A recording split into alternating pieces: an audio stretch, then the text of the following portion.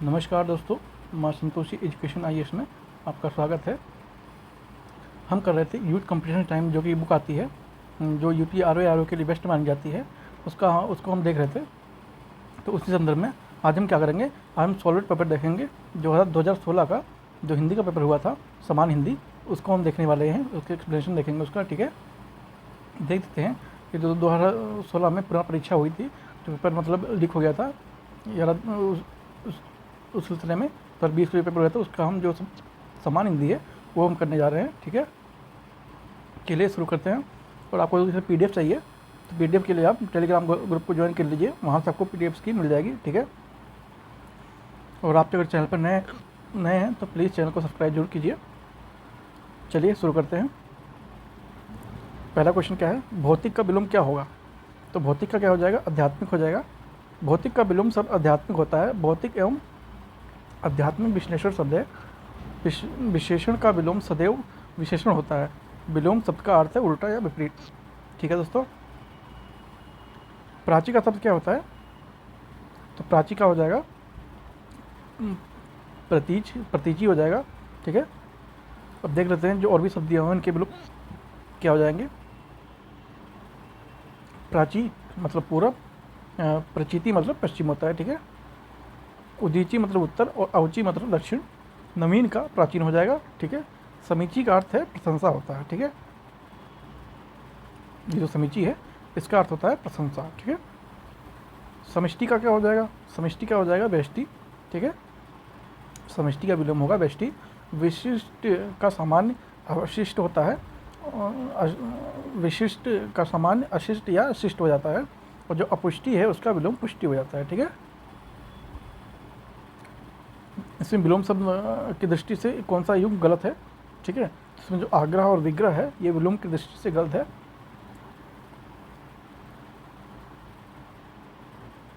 विधि का क्या हो जाएगा? निषेध। आवाहन का विसर्जन। आग्रह का दुराग्रह। अमी का हलाहल, और जो संधि है उसका हो जाएगा विग्रह। ठीक है, विलोम शब्द की दृष्टि से इनमें से कौन सा युग है, मतलब विलोम इसमें कौन सा मैच किया हुआ है? तो इसमें जो सी है आदृत और निरादत, ये विलोम की दृष्टि से सही है। विलोम की दृष्टि से सही युग आदृत और निरादत है। अन्य जो शब्द है उनका सही विलोम है संकीर्ण का विकीर्ण, इप्सित का अनिप्सित, आदोष का सदोष और दोष का गुण हो जाएगा। इसमें से शुद्ध वर्तनी वाला शब्द का चयन कीजिए। देवी अपमान, देदी पमान और देदी प्यमान। ठीक है, इसमें से कौन सा एक शुद्ध वर्तनी वाला शब्द है? तो इसमें जो शुद्ध वर्तनी वाला शब्द है यह आपका ये देदी प्यामान हो जाएगा। यह विशेष रूप से प्रयुक्त होता है जिसका अर्थ है चमकता हुआ या दमकता हुआ। ठीक है, यह सब दीप और यण प्लस सनच और प्रत्यय लगाकर यह बना हुआ है। ठीक है, अशुद्ध वर्तनी वाला कौन सा शब्द है इसमें? जो अशुद्ध में कौन सा लिखा हुआ है? तो जो पौराणिक है ये आपका गलत लिखा हुआ है। ठीक है, पौराणिक कैसे लिखते हैं? पौराणिक शब्द की वर्तनी की दृष्टि से अशुद्ध है। इसका जो अशुद्ध वर्तनी ये पौराणिक ही होगा। ठीक है, ये पौराणिक होगा। अन्य शब्द जो कौतूहल, अनधिकार और निरपेक्ष या वर्तनी की दृष्टि से शुद्ध है, जो और लिखे हुए हैं ये वर्तनी की दृष्टि से शुद्ध है। निम्नलिखित वाक्यों में शुद्ध वाक्य को पहचानना है। तो इसमें शुद्ध वाक्य कौन सा है? मुझसे यह काम संभव नहीं हो सकता, या बिल्कुल भी बात नहीं करना चाहता, यह कविता अनेक भाव प्रकट करती है, या इन दोनों में केवल यही अंतर है। ठीक है, जो सी है यह कविता प्रकट करती है, ये शुद्ध वाक्य है। शुद्ध रूप में क्या होगा? मुझसे यह काम संभव नहीं होगा। जो ये है मुझसे यह काम संभव नहीं है, ये हो सकता नहीं होगा यहाँ पर। ठीक है, वह बिल्कुल बात नहीं करना चाहता। ठीक है, वह बिल्कुल भी बात नहीं करना चाहता की जगह पे क्या हो जाएगा? वह बिल्कुल बात नहीं करना चाहता। और जो इन दोनों केवल यही अंतर है, तो इन दोनों में यही अंतर है, सिर्फ इतना ही हो जाएगा। ठीक है, निम्नलिखित में से शुद्ध वाक्य वह कौन सा है इसमें से? तो इसके बावजूद भी हमसे हिंदी लिखने में बहुत भूल हो जाती है। इसके बावजूद भी हमसे हिंदी लिखने में बहुत भूलें हो जाती हैं। इसके बावजूद भी हम लोगों से हिंदी लिखने में बहुत भूल हो जाती है। इसके बावजूद हम लोगों से हिंदी लिखने में बहुत भूलें हो जाती है। तो इसमें से कौन सा एक वाक्य शुद्ध है? तो जो आपका डी है ये शुद्ध वाक्य है। इसके बावजूद हम लोगों से हिंदी लिखने में बहुत भूलें हो जाती हैं, ठीक है। अन्य वाक्य के बावजूद के बाद भी लगाया गया है जो अशुद्ध रूप है इसका, ठीक है। इसमें से अशुद्ध का चयन करना है। पुलिस द्वारा डाकुओं का पीछा किया गया। देश में वर्तमान मौजूदा हालत ठीक नहीं है। मैं पुस्तकालय में निम्न या समय पर पहुंचता हूं। तुम चिंता ना करो, मैं कोई भी रास्ता निकाल लूँगा, ठीक है। तो इसमें से आपका कौन सा शुद्ध वाक्य है? इसमें जो माफ़ कीजिएगा अशुद्ध वाक्य है, तो इसमें से जो ये बी है, देश का वर्तमान मौजूदा हालात ठीक नहीं है, ये इसका अशुद्ध वाक्य है। इसका जो शुद्ध वाक्य होगा, देश की जो मौजूदा देश की वर्तमान मौजूदा हालत ठीक नहीं है, ये इसका शुद्ध हो जाएगा। मौजूदा और वर्तमान एक साथ नहीं प्रयुक्त होते हैं, ठीक है। परंपरा से चली आ रही बात के लिए प्रयुक्त होने वाला कौन सा शब्द हो जाएगा? जो परंपरा से चली आ रही है उसके लिए कौन सा सही शब्द होगा? ये प्रतिश्रुति, व्याज श्रुति, अनुलोम या अनुश्रुति। तो हो जाएगा ये अनुलोम श्रुति हो जाएगा, अनुलोम श्रुति, ठीक है। परंपरा से चली आ रही जो बात के लिए प्रयुक्त होने वाला जो शब्द है वो अनुश्रुति है, ठीक है। प्रसूति किसी बात के लिए दिया जाने वाला काला वचन, दिए जाने वाला वचन को कहते हैं। बेश्रुति निंदा और बहस करने की स्थिति को कहते हैं। और जो अनुलोम है ये यथावत ऊपर से नीचे की ओर आने वाले के लिए प्रयुक्त होता है, मतलब कहा जाता है, ठीक है। जिसके पास कुछ ना हो, वाक्यांश के लिए एक शब्द, तो इसके लिए क्या हो जाएगा? जो अकिंचन है इसके लिए ये शब्द है अकिंचन, जिसके पास कुछ ना हो। अकिंचन का जिसके पास कुछ ना हो। अक्षम का क्या हो जाएगा? जो कुछ पहले सक्षम नहीं, क्षमता रहित है, ठीक है। और जो अज्ञ अज्ञानी है, जो कुछ ना जानता हो, उसके लिए है। और जो असमर्थ है उसमें, जिसमें सामर्थ्य ना हो, उसे असमर्थ कहते हैं, ठीक है। स्वेद से उत्पन्न होने वाला वाक्यांश के लिए एक शब्द क्या हो जाएगा? तो ये स्वेदज है, यही इसका आंसर हो जाएगा, ठीक है। अंडज और पिंडज और उभयज अभी देखेंगे हम आगे। स्वेदज के उत्पन्न वाला, स्वेद से उत्पन्न होने वाला स्वेदज, अंडे से उत्पन्न होने वाला अंडज, और जो पिंडज है वो जिसका जन्म शरीर से हुआ हो, ठीक है। अपरिणित शब्द का निम्नलिखित में से किस वाक्यांश के लिए प्रयुक्त होता है? तो जिसका परिणाम ना निकलता हो, जिसका विवाह ना हुआ हो, जिसका विवाह हो चुका हो, जो देखने में प्रतिकार ना हो, ठीक है। तो इसके लिए जो होगा ये जिसका विवाह ना हुआ हो। आप लोगों में से कई लोग होंगे जिनका अभी विवाह नहीं हुआ है, तो उनके लिए क्या शब्द है? उनके लिए है अपरिणित शब्द प्रयुक्त होता है, ठीक है। वाक्यांश के लिए एक शब्द जो दुर्निवार है, ये किसके लिए प्रयुक्त होता है? तो ये जो जिसे दूर करना कठिन हो उसके लिए प्रयुक्त हो जाता है, ठीक है। और ये तीनों के लिए नहीं होता है। जिसे दूर करना कठिन हो उसके लिए एक शब्द ये दुर्निवार होता है। जिसे जीत पाना कठिन हो उसके लिए एक शब्द दुर्जय होता है, ठीक है। निम्नलिखित में तत्सम शब्द कौन सा है? तो दही, जीर्ण, गयंध या गाहक। तो जो जीर्ण है ये तत्सम शब्द है। निम्नलिखित शब्दों में जीर्ण तत्सम शब्द, जीर्ण का तद्भव जीना या पुराना होता है, और जो गयंध है उसका अर्थ होता है हाथी। दही का होता है तद्भव शब्द गाहक होता है, और जिसका तत्सम क्रम है वो दही और ग्राहक इस प्रकार से है, ठीक है।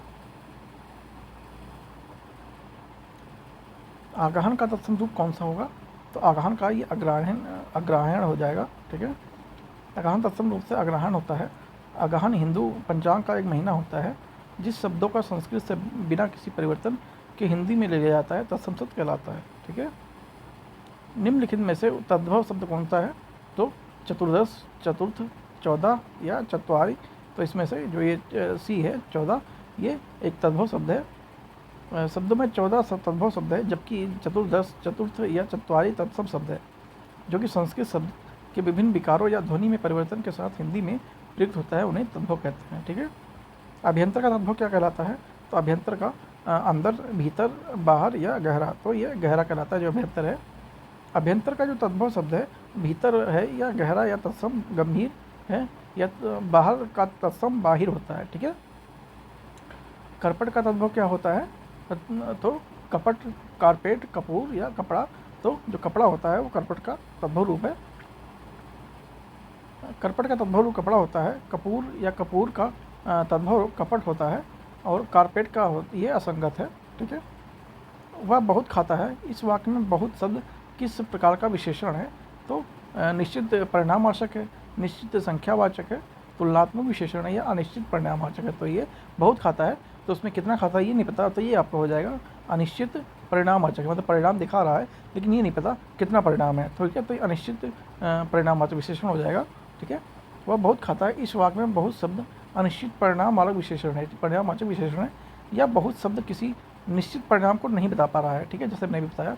अनिश्चित परिणामवाचक विशेषण के अन्य उदाहरण हैं थोड़ा, अधिक, कुछ, आदि, ठीक है। ये जो थोड़ा, अधिक, कुछ अगर कहीं लगा है तो अनिश्चित परिणाम वाले विशेषक की संज्ञा में आता है, ठीक है दोस्तों। जिन वस्तुओं को मापा या तोला जा सके उनके साथ परिणामवाचक तथा जिनकी गणना की जाती है उनके साथ संख्यावाचक विशेषण का प्रयोग किया जाता है। जैसे 1, 2, 4 या 10 या 20 किसी में संख्या का प्रयोग किया गया है तो वो संख्यावाचक विशेषण कहलाता है, ठीक है। आपने अगर सब्सक्राइब नहीं किया है तो प्लीज़ सब्सक्राइब जरूर कर लीजिएगा और बेल आइकन को प्रेस करना बिल्कुल ना भूलें और अपनी राय कमेंट में देना बिल्कुल ना भूलें, ठीक है दोस्तों। आप लोग देखते हैं वीडियो काफ़ी लोग देखते हैं लेकिन सब्सक्राइब करना भूल जाते हैं, तो प्लीज़ रिक्वेस्ट है कि सब्सक्राइब जरूर कीजिए और लाइक भी जरूर कीजिएगा। देखते हैं फिर भी लाइक नहीं करते हैं तो प्लीज़ लाइक कीजिएगा।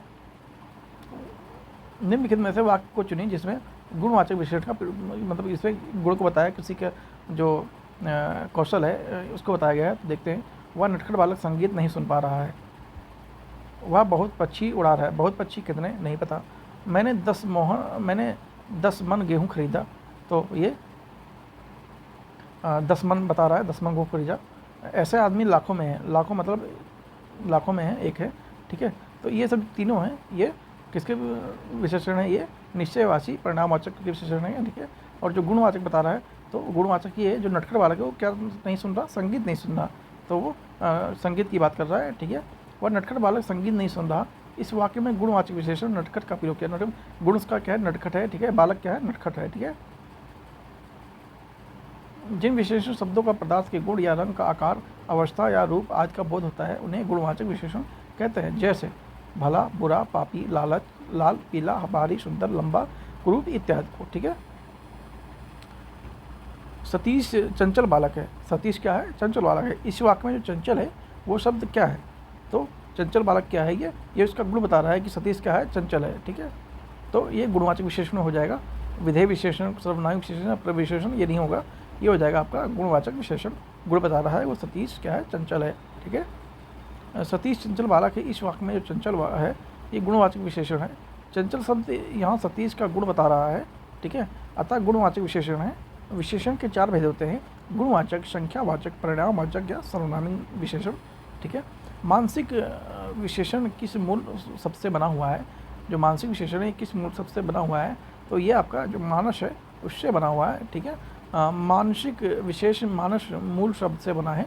आयोग ने इसका उत्तर मानस माना है। मानसिक एक प्रत्यय एवं मानस मूल शब्द एक प्रत्यय जिस शब्द में लगता है इसके पहले अक्षर को या तो दीर्घ कर देता है या अथवा वृद्धि कर देता है। जैसे शब्द प्लस एक क्या प्रत्यय शाब्दिक हो जाता है, दिन प्लस एक दैनिक हो जाता है और धर्म प्लस एक धार्मिक हो जाता है। इस तरह से कुछ एग्जाम्पल हैं, आप इससे समझ सकते हैं, ठीक है। उसके बाद नेक्स्ट क्वेश्चन, चत्वारिक विशेषण शब्द रूप में मूल शब्द कौन सा है?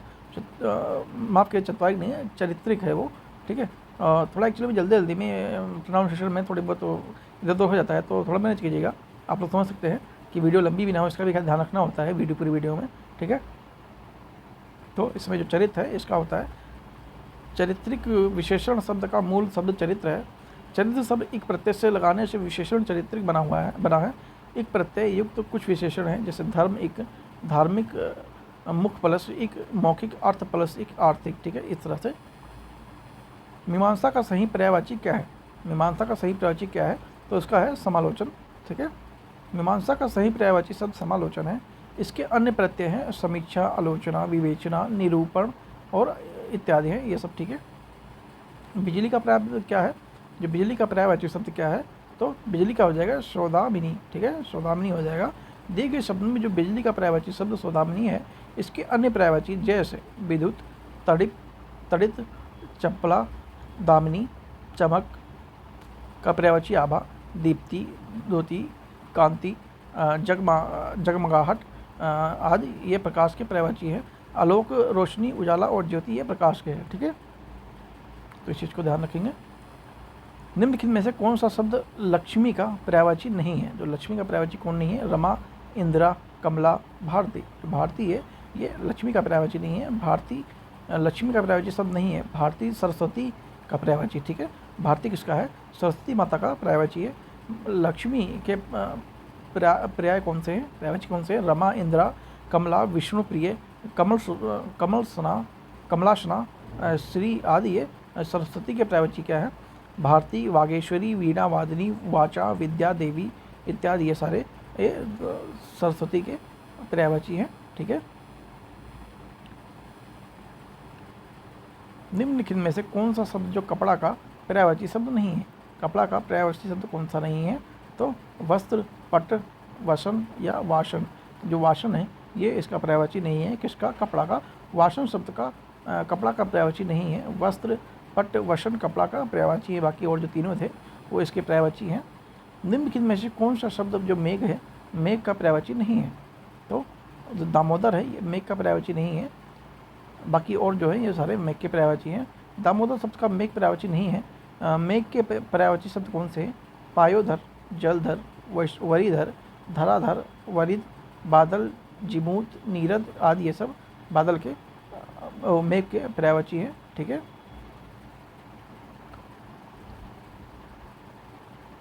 दामोदर का अशुद्ध है।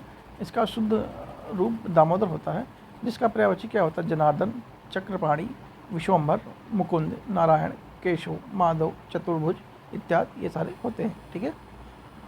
अभिभूत का सही विलोम क्या है? अभिभूत का सही विलोम क्या है? अनष्टा, अनेकता, तिरुभूत या अनावृष्टि। तो ये तीनों नहीं है।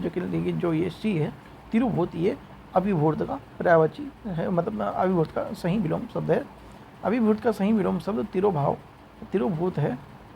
अनास्था का विलोम आस्था है। जो अनेकता का विलोम होता है एकता। अनावृष्टि का विलोम अतिवृष्टि होता है। ठीक है। क्षणिक का क्या होता है? क्षणिक का क्या होता है? सही विलोम शब्द क्या है? तो अल्प, शाश्वत, क्षण या विमुख। तो इसका हो जाता है जो शाश्वत है ये इसका विलोम शब्द है क्षणिक का। अल्प का विलोम शब्द अति होता है। क्षर का विलोम शब्द अक्षर होता है। और जो विमुख है उसका विलोम शब्द क्या होता है? उन्मुख हो जाता है। ठीक है। अग्रज का विलोम शब्द क्या होगा? तो अग्रज का अक्षत, अतुल, अनुज या अटल। तो इसका हो जाएगा अनुज। ठीक है। अनुज इसका विलोम शब्द हो जाएगा। अग्रज का विलोम शब्द होता है अनुज। अक्षत का विलोम शब्द होता है विच्छत तथा अटल का विलोम शब्द होता है चंचल। ठीक है। निम्नलिखित में से विलोम शब्दों की दृष्टि से एक युग गलत है। कौन सा इसमें से विलोम की दृष्टि से देखा जाए तो गलत है? मौन, मुखर, शानदार, शर्मनाक, बाबर या मध्य या अनुचर या परिचय। जो अनुचर परिचय है यही इसका गलत है। ठीक है। अनुचर परिचय दोनों का अर्थ सेवक है। मौन का विलोम मुखर होता है जो शानदार है। शानदार का विलोम शर्मनाक होता है और जो बाबर है उसका विलोम सभ्य हो जाता है। ठीक है। विलोम शब्द की दृष्टि से इनमें से एक युग गलत है, वह कौन सा है? अमित, परिमित, सत्कार, तिरस्कार, आच्छादित, परिक्षेत्र या सुख या दुख। तो विलोम की दृष्टि से जो आच्छादित और परिक्षेत्र है ये गलत है। ठीक है। आच्छादित का विलोम होता है अनाच्छादित और अनाच्छादित होता है। ठीक है। और विलोम की दृष्टि से अन्य युग सही है। ठीक है। बाकी और जो है वो सही है। वर्तनी की दृष्टि से शुद्ध शब्द क्या है? तो चिन्ह, विवर्त, विरहिणी या अनुग्रहित। तो वर्तनी की दृष्टि से कौन सा शब्द सही है? जो विवर्त है ये सही है। और बाकी का देखते हैं। चिन्ह का हो जाता है चिन्ह, अनुग्रहित का हो जाता है अनुग्रह, विरहिणी का विरहिणी हो जाता है। ठीक है। तो ये ध्यान रखेंगे। शुद्ध वर्तनी वाले शब्द का चयन करना है। ज्योत्सना, ज्योत्सना, ज्योत्सना, ज्योत्सना। ठीक है। कौन सा इसमें से सही है? तो इसमें से जो आपका ये ज्योत्सना है ये वर्ड सही है। ठीक है। शुद्ध वर्तनी की दृष्टि से। वर्तनी की दृष्टि से इसमें से कौन सा शब्द अशुद्ध है? कोमल, अंगी, सम्मिलित, उत्कर्षता या अनुग्रहित। तो जो उत्कर्षता है ये शब्द आपका गलत है, अशुद्ध। ठीक है। शुद्ध इसका रूप होता है उत्कर्ष या कोमल, अंगी, सम्मिलित और अनुग्रहित। जो शब्द है ये वर्तनी की दृष्टि से सही है। ठीक है। निम्नलिखित में से एक शुद्ध वाक्य कौन सा है? इसे शुद्ध वाक्य देखना है। प्रत्येक विद्यार्थी को चाहिए कि वह हिंदी में अनेक पुस्तकें पढ़े। हर एक विद्यार्थी को चाहिए कि वह हिंदी में अनेक पुस्तकें पढ़ें। हर एक विद्यार्थी को चाहिए कि वह हिंदी के अनेक पुस्तकें पढ़ें। हर एक विद्यार्थी को चाहिए कि वह हिंदी के अनेक पुस्तकें पढ़ें। ठीक है। तो इसमें से जो आपका ए आंसर है ये सही है। प्रत्येक विद्यार्थी को चाहिए कि वह हिंदी की अनेक पुस्तकों को पढ़े। ठीक है। इसमें अशुद्ध को ढूंढना है। अशुद्ध कौन सा है? मोहन गेहूँ पिसवाने चक्की पर गया। निर्दयी व्यक्ति से मित्रता नहीं करनी चाहिए। उसके घर के पास एक मिठाई की दुकान है। उस उपयुक्त में इस कथन में से कथन असत्य है। तो इसमें जो सी है, उसके घर के पास एक मिठाई की दुकान है, ये अशुद्ध रूप है। ठीक है, इसका शुद्ध रूप क्या होगा? उसके घर के पास मिठाई की एक दुकान है। अन्य वाक्य भी ये शुद्ध है। ठीक है, जिसका कोई शत्रु न जन्मा हो, वाक्यांश के लिए एक शब्द क्या हो जाएगा? ठीक है, तो अजात शत्रु। ठीक है, जिसका कोई शत्रु न जन्मा हो वो अजात शत्रु होगा। आगे देख लेते हैं और जो ऑप्शन है, अजय का क्या हो जाएगा? जो जीता ना जा सके। शत्रु जय का क्या हो जाएगा? जिसने शत्रु को जीत लिया हो। और शत्रुहीन का क्या होगा? जिसने कोई शत्रु को जिसका कोई शत्रु ना हो वो हो जाएगा शत्रुविहीन। ठीक है, खोज करने वाला, इस वाक्यांश के लिए एक शब्द कौन सा है? खोज करने वाला, उसके लिए एक शब्द कौन सा है? तो वो अन्वेषक होगा। ठीक है, अन्वेषक होगा जो खोज करने वाला होता है, उसके लिए एक शब्द होता है अन्वेषक। ठीक है, अन्वेषक है। अनुपम, जिसकी उपमा ना हो। निवेशक, जिसका निवेश करने वाली पूंजी या लगाने वाला हो। अन्वेषक का अर्थ होता है परस्पर या संबंध में एकता होता है। ठीक है, जिसका ग्रीवा सुंदर हो, वाक्यांश के लिए एक शब्द, तो वो सुग्रीव कहलाता है। जिसकी ग्रीवा सुंदर होने के लिए एक शब्द सुग्रीव है। पृथ्वी के संबंध में रखने वाला एक शब्द पार्थिव होता है, जो सुधीर का अर्थ होता है धैर्यवान। ठीक है, जिसका अनुभव इंद्रियों द्वारा ना हो सके, इस वाक्यांश के लिए एक शब्द क्या होगा? अतीन्द्रिय होगा। ठीक है, जिसका अनुभव इंद्रियों द्वारा ना हो सके के लिए एक शब्द होगा अतीन्द्रिय। इंद्रियों को जीतने वाला जितेंद्र, और जो इंद्रियों से संबंधित को इंद्रिक कहा जाता है। ठीक है, इसमें देखना वाक्यांश के लिए प्रयुक्त एक शब्द के लिए निम्नलिखित में से कौन सा युग्म सही सुमेलित है? ठीक है, जो स्त्री अभिनय करे, अभिनेता। जो स्त्री, जो व्याकरण जानता हो, व्याकरणी। ठीक है, आंखों से परे, प्रत्यक्ष। जो लौट कर आया हुआ वो प्रत्यागत, ये गलत का नहीं है। ठीक है, इसका क्या हो जाएगा? जो लौट कर आया हो उसके लिए हो जाएगा प्रत्यागत हो जाएगा। ठीक है, जो लौट कर आया हो उसका प्रत्यागत होगा। जो स्त्री अभिनय करे वो अभिनेत्री। जो व्याकरण जानता हो वो व्याकरण। आँखों से परे, परोक्ष या अप्रत्यक्ष, और आँखों के सामने प्रत्यक्ष होता है। ठीक है,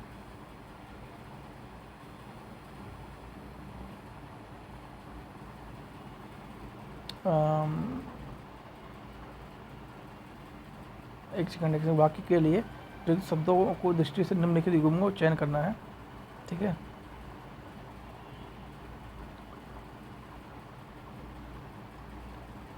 इसका आंसर डी नहीं है, इसका आंसर सी है। ठीक है, आंखों से प्रे प्रत्यक्ष होता है। ठीक है, आंखों से जो प्रे है तो वो आंखों जो परे होता है उसके लिए परोक्ष या अप्रत्यक्ष यूज़ करते हैं। जो आंखों के सामने उसके लिए प्रत्यक्ष यूज़ करते हैं। तो इसमें कुछ प्रिंटिंग मिस्टेक है। ठीक है, तो इसका आंसर आप सी मानेंगे, डी काटिए यहाँ पर। इसका आंसर सी है। ठीक है, सी। ठीक है, निम्नलिखित में तत्सम शब्द कौन सा है? तत्सम शब्द इसका हो जाएगा उजला, उछास, उल्लू या ओष। तो ओष जो है वो तत्सम हो जाएगा। और देख लेते हैं, ओठ का ओष होता है, उछाव का उत्साह होता है, उजला का उज्ज्वल, उल्लू का उल्लूक हो जाता है। ठीक है, परिवा का तात्पर्य क्या होता है? परवा, परोवा, प्रतिपदा या पड़ीवा। तो जो प्रतिपदा है वो परवा का तत्सम रूप है। परिवा का तत्सम शब्द प्रतिपदा है। हिंदी माह के प्रत्येक पक्ष में प्रथम तिथि को प्रतिपदा तिथि कहते हैं। निम्नलिखित में से तत्सम तद्भव के रूप में संगत युक्त है। खरपट, खोपड़ी, संयुक्त, सत्तु, सत्य, घोरतक, घड़ा या पर्य क्या पलंग। ठीक है, तो जो ये सी है, पर्य क्या पलंग, ये युक्ति संगत है। ठीक है, शुद्ध रूप क्या है? सकु, पर्य का पर तत्सम रूप से सब सुमेलित युग्म सही है। अन्य युग्मों की शुद्धता के रूप में जो शंकु है उसका सत्तु हो जाएगा, सत्तु। सत्य का हो जाएगा सच, घोटक का हो जाएगा घोड़ा, और जो घट है उसका हो जाएगा घड़ा। ठीक है, निम्नलिखित में से तद्भव शब्द कौन सा है? तो जो आंसू है यही इसका तद्भव शब्द है। आशु तद्भव शब्द इसका तत्सम होगा आश्रु होगा। एकत्र, वानर और उच्च तत्सम शब्द है। इसका तद्भव क्रमशः इकट्ठा, बंदर और ऊंचा होता है। ठीक है, कपित्त का तद्भव शब्द क्या हो जाएगा? कपूर, कैजा, कैथा या केला या फिर खजूर। तो इसका हो जाएगा कैथा। ठीक है, जो कपित है उसका शब्द हो जाएगा कैथा, तद्भव रूप। कपित का क्या हो जाएगा? तद्भव कैथा। अन्य शब्दों को तत्सम कहते हैं। तद्दम है कपूर, केला, कजली और खजूर और खरजूर। ठीक है। निम्नलिखित शब्दों में से कौन सा शब्द गुणवाचक विशेषण है? तो इसमें गुणवाचक कौन से विशेषण हैं? उचित, पांचवा, कुछ, तीन। ठीक है। तो जो उचित है ये इसका गुणवाचक विशेषण है। पांचवा, तीन एवं शब्द निश्चयवाचक संख्या का विशेषण है। कुछ शब्द अनिश्चित संख्यावाचक एवं परिणामवाचक विशेषण होते हैं। ठीक है। निम्नलिखित में से कौन सा विशेषण संज्ञा से नहीं बना है? श्रीमान, दानी, सुंदर या चमकीला। तो जो सुंदर है वो नहीं बना है। ठीक है। सुंदर विशेषण शब्द का नहीं बना है। रूप की रचना दृष्टि से विकास, विकारी और अभिकारी दोनों होते हैं, जिसमें अभिकारी विशेषणों के रूप में परिवर्तन नहीं होता है। ये अपने मूल रूप में बने रहते हैं, जैसे सुंदर, पीला, गोरा, सुडैल, भारी, चंचल आदि। कुछ विशेषण संज्ञा शब्द में प्रत्यय लगाकर बनते हैं, जैसे धर्म प्लस एक प्रत्यय धार्मिक, चमक प्लस एक ईला प्रत्यय चमकीला। ठीक है। तो इस तरह से कुछ शब्द बने होते हैं।